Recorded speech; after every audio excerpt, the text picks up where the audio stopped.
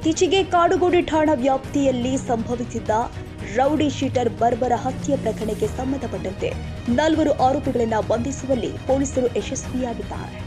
ಮಹೇಶ್, ಶ್ರೀಕಾಂತ್, ರಾಜೇಶ್ ಮತ್ತು ಸುಮಂತ್ ಬಂಧಿತ ಆರೋಪಿಗಳು. ಕಳೆದ ಜೂನ್ 10ರಂದು ಕಾಡುಗೋಡಿ ಠಾಣಾ ವ್ಯಾಪ್ತಿಯ ವಿಜಯಲಕ್ಷ್ಮಿ ಕಾಲೋನಿಯಲ್ಲಿ ನೇಪಾಳಿ ಅಲಿಯಾಸ್ ಪುನೀತ್ನನ್ನ 4 ಆರೋಪಿಗಳು ಕೊಲೆಗೈದಿದ್ದರು. ಪುನೀತ್ ಅಲಿಯಾಸ್ ನೇಪಾಳಿ ಹತ್ಯೆಯಾದ ರೌಡಿ ಶೀಟರ್. ಕೊಲೆಯಾದ ಪುನೀತ್ ಆರೋಪಿ ಮಹೇಶ್ ಬಳಿ 40,000ಕ್ಕೆ ಬೈಕ್ ಖರೀದಿ ಮಾಡಿದ್ದ. ಆದರೆ ದಿನ ಕಳೆದಂತೆ ಹಣ ಕೊಡದೆ ಸತಾಯಿಸ್ತಾ ಇದ್ದ. ಕೊನೆಗೆ ಹಣ ಕೊಡೋದಿಲ್ಲ ಅಂತ ಬೆದರಿಕೆ ಕೂಡ ಹಾಕಿದ್ದ.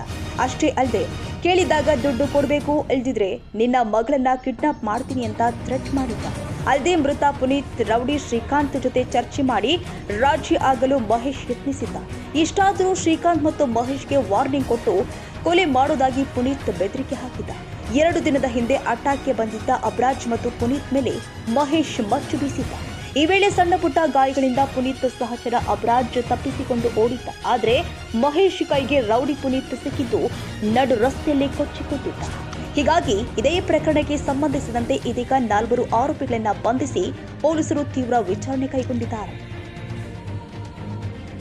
ಕನ್ನಡಿಗರ ಮೆಚ್ಚಿನ ನಿಮ್ಮ TV20 ಕನ್ನಡ ವಾಹಿನಿ ಇದೀಗ ಟಿವಿಯಲ್ಲಿ ಲಭ್ಯ.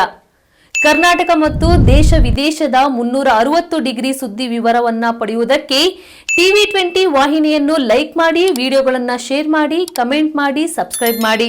HCN ಕೇಬಲ್ 842 ನಂಬರ್ನಲ್ಲಿ ಹುಕ್ಕೇರಿ ತಾಲೂಕು ಹಾಗೂ ಸಂಕೇಶ್ವರದ ಸುತ್ತಮುತ್ತಲಿನ ಹಳ್ಳಿಗಳಲ್ಲಿ ಲಭ್ಯ. PCN ಕೇಬಲ್ 129 ನಂಬರ್ನಲ್ಲಿ ಹಾರುಗೆರೆ ಸುತ್ತಮುತ್ತಲಿನ ಹಳ್ಳಿಗಳಲ್ಲಿ ಲಭ್ಯ. ರಾಯಬಾಗ್ ಡಿಜಿಟಲ್ ಚಾನೆಲ್ ಕೇಬಲ್ 80ನೇ ನಂಬರ್ನಲ್ಲಿ ರಾಯಬಾಗ ತಾಲೂಕಿನ ಸುತ್ತಮುತ್ತಲಿನ ಹಳ್ಳಿಗಳಲ್ಲಿ ಲಭ್ಯ. UDCN ಕೇಬಲ್ ನೆಟ್ವರ್ಕ್ ಉಗಾರ ಸುತ್ತಮುತ್ತಲಿನ ಹಳ್ಳಿಗಳಲ್ಲಿ ನಿಮ್ಮ TV20 ಕನ್ನಡ ವಾಹಿನಿಯೂ ಲಭ್ಯ.